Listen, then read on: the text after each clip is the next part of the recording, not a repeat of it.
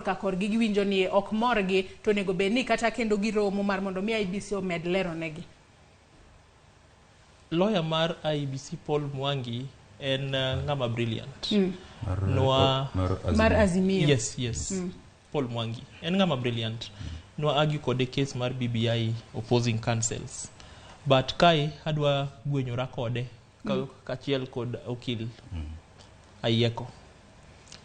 Higa mar 2017 ne ntiere decision moro maniluongo ni Maina Kiai versus IEBC.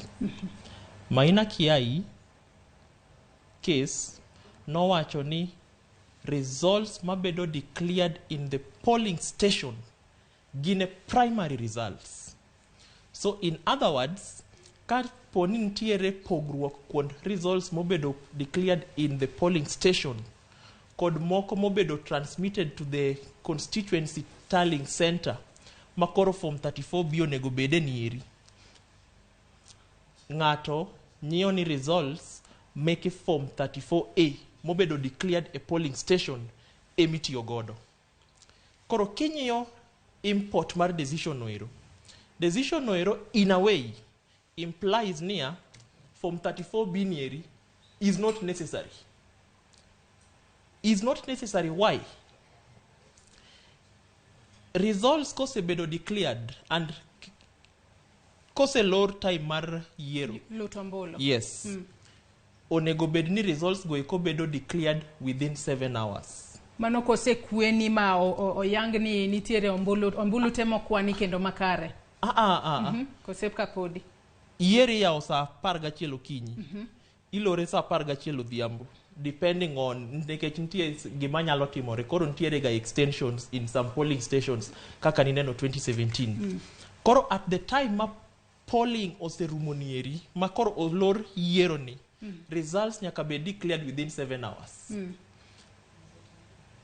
After these 7 hours, ka results osebedo declared in the polling stations mar over 40,000. Mitimo kod presiding officer. Yes. Makanyo. Presiding officer jazo results goeko, party agents sign results goeko, as to get transmit through the KIMS kit to the constituency tallying center.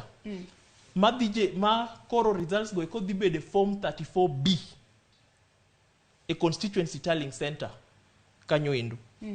Gi returning officer. From there gibedo transmitted to the national tallying center e Bomas kuma IEBC nitiere. IEBC TJ en mana gimiluongo ni collating the results moa the 290 constituencies ma form 34A emobede originated. Kagi setimo kamano, they generate form 34C.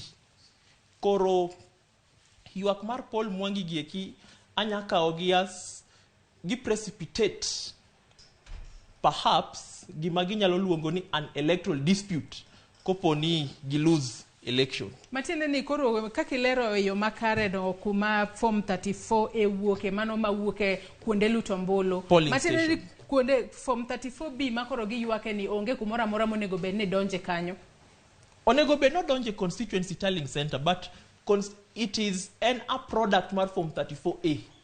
Koro onge kaka inyalo wacho ni ka form 34B onge security features, integrity mar results go are going to be affected nekech the primary results gin moa a polling station in form 34A.